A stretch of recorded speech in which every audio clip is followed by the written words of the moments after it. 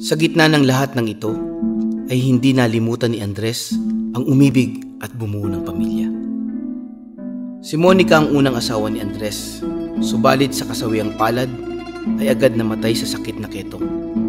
Sakit na dumadapo sa mga mahihirap na mga bangkay ay tila basurang ipinapatapon ng Kastila sa isang sulok ng sementeryo.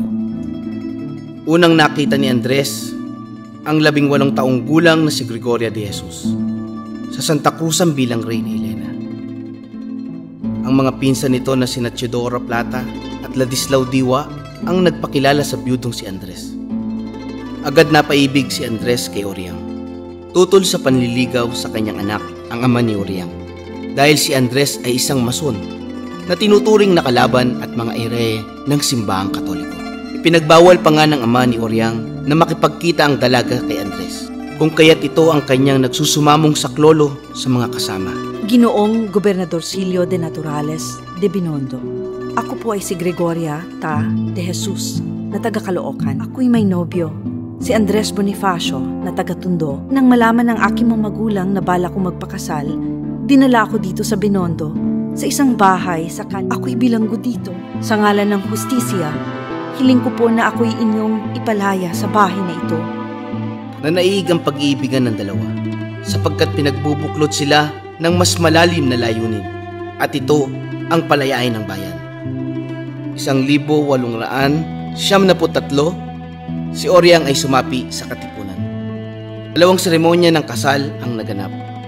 Ang kasalan sa simbahan ng Binondo na hindi kinikilala ng Katipunan at ang kasalan sa loob ng kilusan.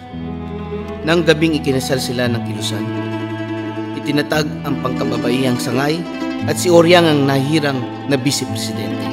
Inatasan din siya bilang tagapangalaga ng mga dokumento ng Katipunan. Ang kanyang talipanpan ay Lakambini. Noong 1876,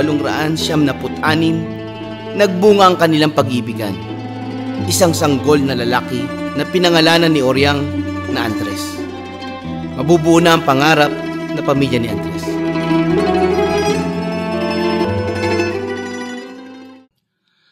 Ikalabing-dalawa ng Abril, 1875, sa pulong nila Andres at 8 pang kasamahan, ang panawagang lumaya mula sa Espanya ay muling umalingaw-ngaw sa kabundukan ng Sierra Madre, sa Kuweba ng Pamitinan, sa Montalban. Viva! Viva! Viva la Independencia Filipinas! Viva la Independencia Filipinas!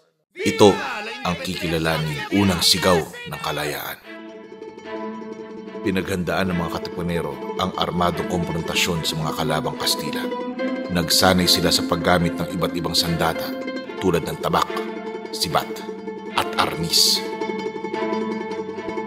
Tinulungan sila ng mga na-recruit na mga katutubong Guardia Civil na makakuha ng mga armas sa arsenal ng Kastila tulad ng Mauser at Remington. Tinuruan din sila kung paano gamitin ang mga ito. Nagamit ni Jacinto ang galing sa paggawa ng pulbura at dinamita. Naglagay ng mga espiya sa mga tanggapan ng Kastila, maging sa militar, upang malaman ang kilos ng kaaway. Pag-alam at pagmapa ng mga linya ng kuryente, tubig at riles ng tren. Hinanda rin ng mga balangay sa pormasyong pandigma. Ang pinaka-critical dito ay ang Samorong sa pamumuno ni Andres, sa Bulacan ni Mariano Llanera at sa Cavite, ang Magdalo ni Emilio Aguinaldo at Magdiwang ni Mariano Alvarez. Alam nila Andres na isang muog ang Intramuros na mahirap pasukin. Kung kaya't ang estratehiya ay sabay-sabay na pag-aaklas upang akitin ang mga sundalo palabas ng Intramuros at sa iba't ibang kampo nito. Kapag nangyari ito sa pamamagitan ng istilong guerrilla warfare, madali nilang malalabanan ang hiwa-hiwalay na puwersa ng Kastila. Kapag nagapi na nila ang mga Kastila, sa kanila kukubkubin ang sentro na may manipis ng depensa. Aagawin nila ang Intramuros mula sa mananakop at babawiin ang kapangyarihan mula sa dayuhan. Ang ganitong planong militar ay matagumpay kung lahat sana ay buo ang kooperasyon.